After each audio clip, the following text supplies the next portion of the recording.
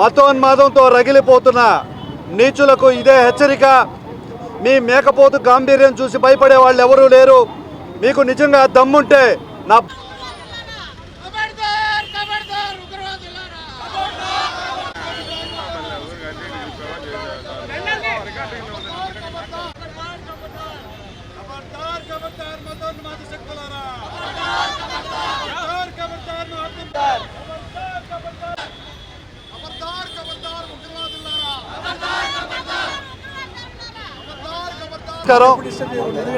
మత విధ్వంసాలను రెచ్చగొట్టేందుకు మారణ హోమం సృష్టించిన రాక్షసుల చేతిలో బలైన అమాయకులకు వారి ప్రాణాలకు శాంతి కలగాలని కోరుకుంటూ వారి కుటుంబాలకు ప్రగాఢ సానుభూతి తెలుపుతున్నాం. జనసేన పార్టీ అధ్యక్షులు పవన్ కళ్యాణ్ గారు తెలిపినట్లుగా ఈ 3 రోజులు సంతాప దినాలుగా దేశం మొత్తం ఒకే తాటి మీదకి వచ్చి సంతాపం ప్రకటించవలసిందిగా తెలిపారు. అందులో భాగంగా ఈరోజు గాంధీ బొమ్మ సెంటర్ వద్ద క్యాండిల్ ర్యాలీ చేయడం జరిగింది.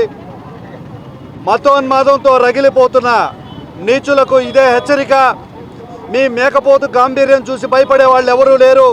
మీకు నిజంగా దమ్ముంటే నా భారత సైనికులను ఎదుర్కొని చూపించమని చెప్పి తెలుపుతున్నాను. అమాయకుల ప్రాణాలను బలికొల్లి మీరు సాధించబోయేది ఏమీ లేదు.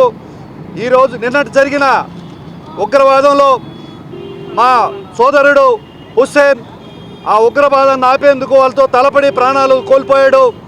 భారతదేశంలో హిందూ ముస్లింలు కలిసి ఉన్నారనే దానికి ఇది ప్రతీక. దేశంలో ఉన్న అన్ని కులాల వారు కూడా సంఘీభావం ప్రకటించాలి, మన ఐక్యతను చాటాలి, స్ఫూర్తిని ముందుకు తీసుకెళ్ళాలి. వారి వలలో పడకూడదని మరొకసారి హెచ్చరిస్తున్నాను. ఇప్పటికే మన ప్రధాని నరేంద్ర మోడీ గారి ఆధ్వర్యంలో మన సైనిక దళాలు మేల్కొన్నాయి. వీరు మారువేషంలో వచ్చి మన మీద ఊకదంపుడు చేయాల్సిందే కానీ భారతదేశాన్ని ఎదుర్కొనే శక్తి సామర్థ్యం పాకిస్తాన్కి లేదని మరొకసారి తెలియజేస్తున్నాను. ఈరోజు దేశంలోని ప్రతి పౌరుడు కూడా మన సమైక్యతను చాటి చెప్తూ దేశ స్ఫూర్తిని ముందుకు తీసుకెళ్ళాలి, ఎటువంటి విధ్వంసాల జోలికి పోకూడదని మరొకసారి మనవి చేసుకుంటూ ఈ 3 రోజుల సంతాప దినాల్ని దేశవ్యాప్తంగా పౌరులందరూ కూడా పాటించాలని కోరుకుంటున్నాను. జై జనసేన, జై.